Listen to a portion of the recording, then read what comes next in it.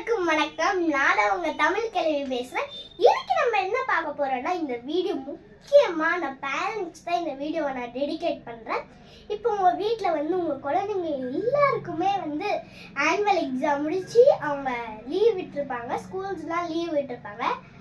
அதனால நீங்க என்ன பண்ணுவீங்க? உங்க குழந்தைங்களை பாட்டு கிளாஸ்க்கு, டான்ஸ் கிளாஸ்க்கு சேர்த்து விடுவீங்க.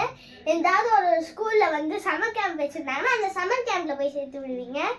இல்லைன்னா அவங்கள ஏதாவது ஒரு writing class, hand writing class, அப்புறமா இங்கிலீஷ் ஸ்போக்கிங் கிளாஸு, ஹிந்தி கிளாஸு, அந்த கிளாஸு, இந்த கிளாஸு, ஏதாவது ஒரு கிளாஸில் நீங்கள் சேர்த்து விட்டுருவீங்க. அவங்களாம் மறுபடியும் ரொட்டீனாக அவங்க போயிட்டே இருந்துருவாங்க. ஆனால் எதுக்காக இந்த ஸ்கூலில் லீவ் விடுறாங்கன்னா, இப்போ ஒரு மிஷின் இருக்குது, ஒரு மானிட்டர் இருக்குது. அது ரெண்டுத்தையுமே நம்ம அதில் வேலை செஞ்சுட்டே இருந்து என்ன ஆகும்? அந்த மிஷின் ஹீட் ஆகிடும். அப்போது அந்த ஹீட்டை போக்கணும்னு நம்ம என்ன பண்ணுவோம்? சுவிட்சில் ஆஃப் பண்ணுவோம். அதனால தான் இந்த ஸ்கூலும் எங்களை மாதிரி இருக்க குழந்தைங்களுக்கு லீவ் விட்டுருக்காங்க. அவங்க கொஞ்சம் ரிலாக்ஸ் ஆகட்டும் தான் லீவ் விட்டுருக்காங்க.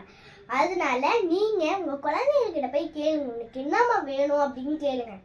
அவங்க சொல்லுவாங்க, எனக்கு டிராயிங் பண்ண பிடிக்கும் அப்படின்னு சொன்னாங்கன்னா நீங்கள் டிராயிங் கிளாஸில் சேர்த்து விடுங்க.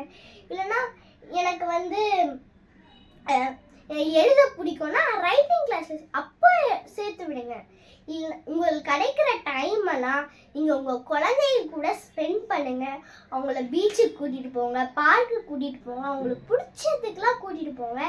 உங்கள் டைமை உங்கள் குழந்தைங்க கூட நீங்கள் ஸ்பெண்ட் பண்ணுங்கள். இப்போ குழந்தைங்களுக்குள்ள இருக்கிறத நான் சொல்லிட்டேன். இது உங்களுக்கு நிச்சயமாக புரியும் நான் நினைக்கிறேன். தமிழின் சிறந்த சொல் செயல் செய்து காட்டுவோம். நன்றி, வணக்கம், ஜெய் ஹிந்த்.